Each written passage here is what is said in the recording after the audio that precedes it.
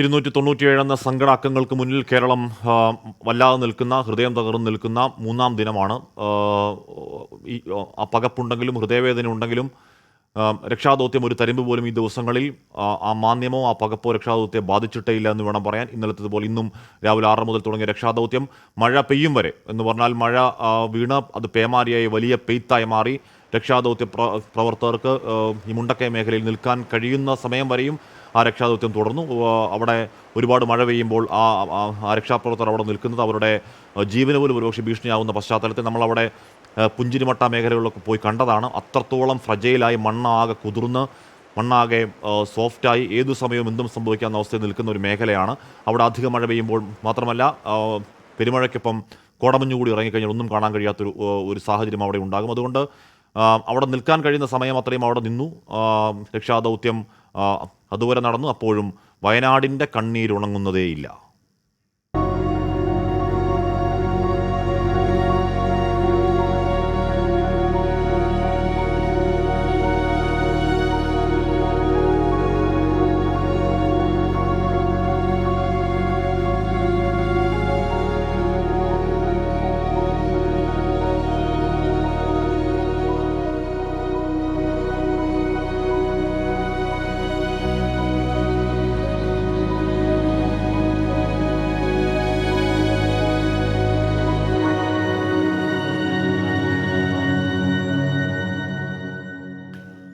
ഇന്നത്തെ ആ ദൗത്യം എന്തായാലും പൂർണ്ണമാവുകയാണ്. അതിന് കാരണം മഴയായിരുന്നു. അല്ലെങ്കിൽ മഴയില്ലെങ്കിൽ 6 വരെയൊക്കെ മുണ്ടക്കൈ മേഖലയിൽ രക്ഷാദൗത്യം പുരോഗമിക്കുന്നതായിരുന്നു. എന്തായാലും ഇനി നാളെ അതിൻ്റെ തുടർച്ചയുണ്ടാകും. ആ തുടർച്ചയ്ക്ക് സഹായകരമായി സൈന്യമൊരുക്കിയ സൈന്യം അക്ഷീണം പ്രയത്നിച്ച് ഈ മണിക്കൂറുകൾ വിശ്രമമില്ലാതെ ഉണ്ടാക്കിയ ഒരു ബെയിലി പാലമുണ്ട്. ആ പാലത്തിൽ കൂടി വിജയകരമായ ആദ്യ സൈനിക വാഹനം പോയി. നാളെ മുതൽ ഭാരവണ്ടികൾ, JCB അടക്കം മണ്ണുമാന്തി യന്ത്രങ്ങളടക്കം അങ്ങോട്ടേക്ക് ആവശ്യമായ ആളുകളൊക്കെ ആ പാലത്തിൽ കൂടി പോകാൻ കഴിയും. അത് നാളെ ഈ പാലം രക്ഷാദൗത്യത്തിന് ശക്തമായ കരുത്താകും എന്ന കാര്യത്തിൽ തർക്കമില്ല.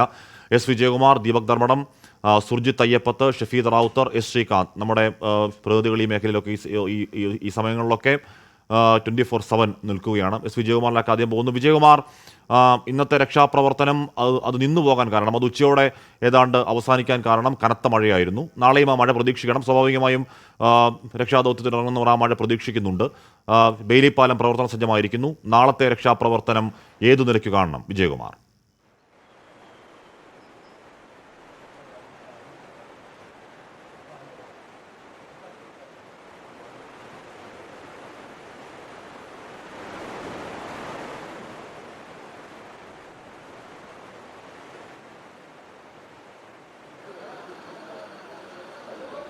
ഹാഷ്മിയും ഇന്നലെയും ഇന്നുമൊക്കെ കൃത്യമായ പ്ലാനോട് കൂടി തന്നെയായിരുന്നു രക്ഷാപ്രവർത്തകർ ഈ ദുരന്ത മേഖലകളിലേക്ക് പോയത്.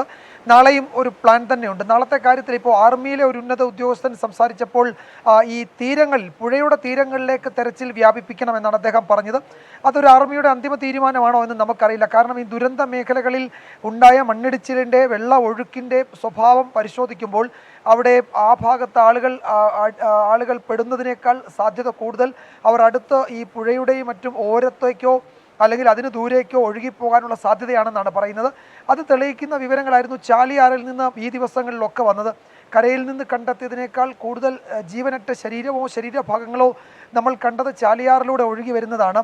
അങ്ങനെ ചാലിയാറിലേക്ക് കൂടുതൽ ആളുകൾ അകപ്പെട്ടിട്ടുണ്ടോ എന്നതിൽ ആഴത്തിലുള്ള പരിശോധന വേണ്ടി വരും. അതൊരു പക്ഷേ ഇന്ന് തുടങ്ങിയിട്ടുണ്ട്, നാളെയും അത് തുടരാനാണ് ആ മേഖലയിൽ സാധ്യത. മുണ്ടക്കയിൽ നടക്കുന്ന പരിശോധനയുടെ സ്വഭാവം ഈ മണ്ണ് നീക്കുക, കോൺക്രീറ്റ് പാളികൾ പൊളിക്കുക, അതുപോലെ ഈ വീടിനകത്തേക്കൊക്കെ പരമാവധി ഇറങ്ങിച്ചെന്ന് പരിശോധന നടത്താൻ പറ്റുന്ന തരത്തിലേക്ക് മണ്ണും കല്ലുകളും ഒക്കെ നീക്കുക എന്നതാണ്. അതിനാവശ്യമായ യന്ത്രസാമഗ്രികൾ യഥാർത്ഥത്തിൽ മുണ്ടക്കൈ മേഖലയിലുണ്ട്. ഇന്നലെ രാത്രിയിലും ഇന്ന് പകലുമൊക്കെയായി ഏതാണ്ട് 20-നും 30-നും ഇടയിൽ JCBകളോ മറ്റു മണ്ണുമാന്തി യന്ത്രങ്ങളോ അവിടെ എത്തിയിട്ടുണ്ട്. അത് നാളെ പൂർണ്ണതോതിൽ പ്രവർത്തിക്കും. ഇന്നത് പ്രവർത്തനം തുടങ്ങിയിട്ടുണ്ടായിരുന്നു. ഇന്ന് 5 മൃതദേഹം ആ ഭാഗത്തുനിന്ന് കണ്ടെടുക്കുകയും ചെയ്തു. നാളെ അത് പൂർണ്ണതോതിൽ അവിടെ പ്രവർത്തിക്കും എന്നാണ് നമ്മൾ കരുതേണ്ടത്. അതിനു മുകളിലേക്ക് പോകുമ്പോഴാണ് അവിടേക്ക് ഒരു ആശയക്കുഴപ്പം ഉണ്ടാകുന്നത്. അവിടെ ആളുകൾ കുടുങ്ങിയിട്ടുണ്ടോ അതോ അവർ താഴേക്ക് പോന്നിട്ടുണ്ടോ എന്നതാണ് സംശയം. അതിൻ്റെ ഏറ്റവും തലപ്പിൽ ആളുകൾ അകപ്പെട്ടിട്ടില്ല. അവിടെ ആരുമില്ല, ജീവനോടെ അല്ലാതെയോ ആരുമില്ല. മനുഷ്യരുടെ സാന്നിധ്യം അവിടെ ഇല്ല എന്ന് ഏറെക്കുറെ സ്ഥിരീകരിച്ചിട്ടുണ്ട്. ഇനിയിപ്പോൾ താഴേക്ക് വരുമ്പോഴാണ് അത് പുഴയിലേക്ക് ഒഴുകി പോയിട്ടുണ്ടോ, വലിയ കൈത്തോടുകളിലൂടെയും വെള്ളച്ചാട്ടങ്ങളിലൂടെയും ഒക്കെ ആളുകൾ അങ്ങനെ ചാലിയാറിലേക്ക് എത്തുന്നു എന്നത് നമ്മളെ സംബന്ധിച്ച് ഞെട്ടലുണ്ടാക്കുന്ന ഒരു കാഴ്ചയാണ്. പക്ഷേ ആ കാഴ്ച നമ്മൾ കണ്ടു.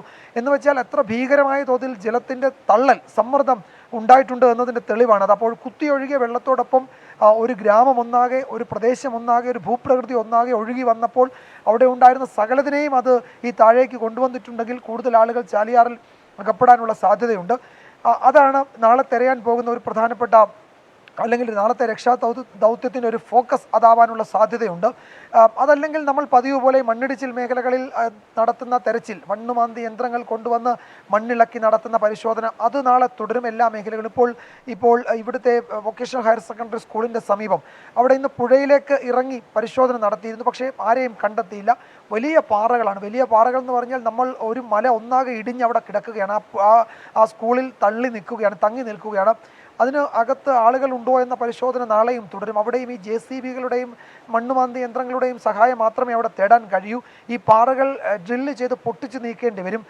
അതൊക്കെ സമയമെടുക്കുന്ന, ടൈം കൺസ്യൂമിംഗ് ആണ് എന്ന കാര്യത്തിൽ തർക്കം വേണ്ട. അപ്പോൾ ആ തെരച്ചിൽ എന്ന് പറയുന്ന പ്രക്രിയ ഇന്നോ നാളെയോ നമുക്ക് അവസാനിപ്പിക്കാൻ കഴിയില്ല. അത് തുടരും. എത്ര ദിവസം എന്നതിൽ നമുക്ക് പറയാൻ കഴിയില്ലെങ്കിലും അത് തുടരുമെന്നതിൽ തർക്കം വേണ്ട. അതിന് തക്ക നിലയിലേക്ക് നമ്മളുടെ രക്ഷാദൗത്യം നീണ്ടു പോവുകയും ചെയ്യും. അതിലും സംശയം വേണ്ട. ഇപ്പോൾ നമ്മൾ നിൽക്കുന്ന ഈ ഭാഗത്തൊക്കെ, ആ മേഖലകളിലൊക്കെ ഈ മഴ ഒരു വലിയ പ്രതിസന്ധിയാവുകയാണ്. ഒരു 3 മണിയോടുകൂടി അവിടെ എന്തെങ്കിലും നടത്താൻ കഴിയാത്ത തരത്തിലേക്ക് ഈ ചൂരവലയിൽ അടക്കം വലിയ പ്രതിസന്ധി ഉണ്ടാക്കുന്നുണ്ട്. അപ്പോൾ അതിൻ്റെ ഒരു പ്രയാസമുണ്ട്. അതപ്പോൾ ഒഴിവാക്കാൻ കഴിയില്ല. അത് ഈ മഴയുടെ തീവ്രത കുറയണം.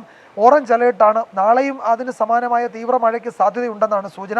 ഏറ്റവും ഒരു ആശ്വാസം നൽകുന്നത് ആർമി അവിടേക്കുണ്ടാക്കിയ ബെയിലി പാലം ഇന്ന് വൈകിട്ടോടെ തുറന്നു കൊടുത്തു എന്നതാണ്. തുറന്നു കൊടുത്തതിന് പിന്നാലെ ആർമിയുടെ ആംബുലൻസ്, ആർമിയുടെ ഒരു ട്രക്ക്, അതുപോലെ തന്നെ മണ്ണുമാന്തി യന്ത്രങ്ങളൊക്കെ അതിലൂടെ ഓടിച്ച് ഏത് ഭാരവാഹനത്തിനും അതിലൂടെ കടന്നു പോകാമെന്ന് ആർമി തെളിയിക്കുകയും ചെയ്തിട്ടുണ്ട്.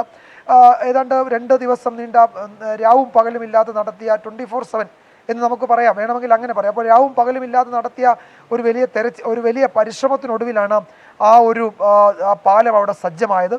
ആ പാലം എന്നത് യഥാർത്ഥത്തിൽ 2 കരകളെ തമ്മിൽ ബന്ധിപ്പിക്കുന്നു എന്ന ദൗത്യം മാത്രമല്ല, രക്ഷാപ്രവർത്തനത്തെ അത് ദ്രുതഗതിയിൽ മുന്നോട്ട് കൊണ്ടുപോകുന്നു എന്ന ദൗത്യം മാത്രമല്ല, യഥാർത്ഥത്തിൽ ഈ നാട്, ആത്മവിശ്വാസം നഷ്ടപ്പെട്ട നാട് തിരിച്ചുവരവിന് ഒരുങ്ങുന്നു എന്നതിൻ്റെ ഒരു പ്രതീകം കൂടിയായി പാലം മാറുകയാണ്.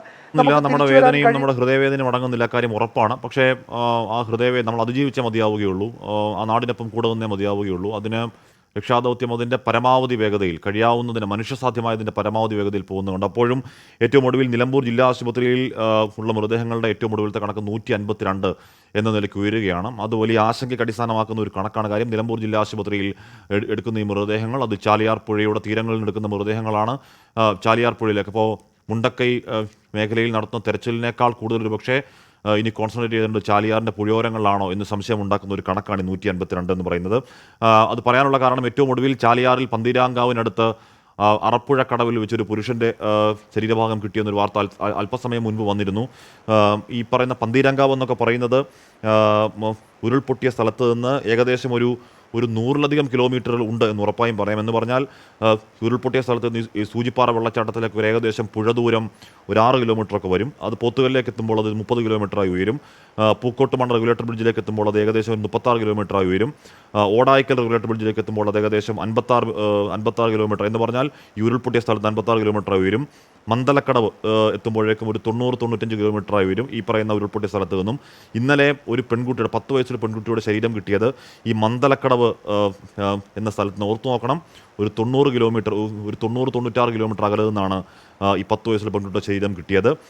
അതിനുശേഷം ഊർക്കടവ് റെഗുലേറ്റർ ബ്രിഡ്ജിലേക്ക് വരുമ്പോൾ അതൊരു 100 കിലോമീറ്റർ എന്ന് പറഞ്ഞാൽ ഈ ഉരുൾപൊട്ടിയ സ്ഥലത്ത് നിന്നും ബ്രിഡ്ജിലേക്ക് വരുമ്പോൾ 100 കിലോമീറ്റർ വരുന്നു.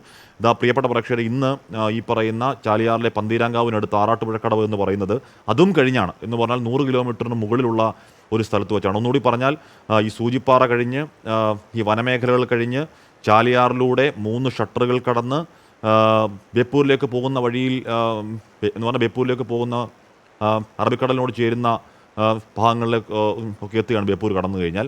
ആ മേഖലയിൽ നിന്ന് ഒരു പുരുഷൻ്റെ കാൽ കിട്ടിയെന്ന് പറഞ്ഞാൽ എത്ര ദൂരം ഈ മൃതദേഹങ്ങൾ സഞ്ചരിച്ചു വന്നു എന്നത് ഉൾക്കിടിലമുണ്ടാക്കുന്നതാണ്. ഓർക്കുമ്പോൾ തന്നെ എന്തോ വല്ലാതെ വേദനയും സങ്കടവും തോന്നുന്ന കാര്യങ്ങളാണ്.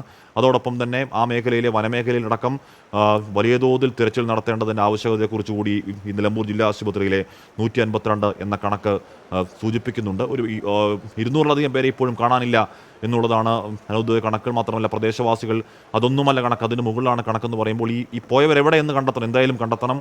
അത് കണ്ടെത്തിയേ മതിയാവുകയുള്ളൂ. അതിനുള്ള തിരച്ചിൽ തുടരുമ്പോൾ ഈ മേഖലയിൽ കൂടി തിരച്ചിൽ കൂടുതൽ വ്യാപിപ്പിക്കേണ്ടി വരും എന്ന കാര്യത്തിൽ ഒരു തർക്കവുമില്ല. ഈ പറയുന്ന ശരീരഭാഗങ്ങൾ DNA പരിശോധന നടത്തിയതിനൊക്കെ ശേഷമേ സ്ഥിരീകരിക്കുമെന്ന് പറയുമ്പോൾ പോലും ഈ ആദ്യ ദിവസങ്ങൾ ഞാൻ ആ മേഖലയിലുള്ള 1-2 പേരോട് സംസാരിക്കുമ്പോൾ അവർ പറയുന്നുണ്ടായിരുന്നു, അവിടെ ഈ ചാലിയാറിലെ ജലനിരപ്പ് ഉയർന്ന് ആ വീടുകളിലൊക്കെ വെള്ളം കയറി വെള്ളം ഇറങ്ങുന്ന സാഹചര്യമാണ്. അപ്പോൾ വീടൊക്കെ വൃത്തിയാക്കി അതിനുശേഷമാണ് ഇവർ പുഴയിലേക്ക്, ആ മേഖല ആ സമയത്ത് ആരും കരുതുന്നില്ലല്ലോ, മൃതദേഹം അവിടെ ഉണ്ടാകുമെന്നൊന്നും കരുതുന്നില്ല.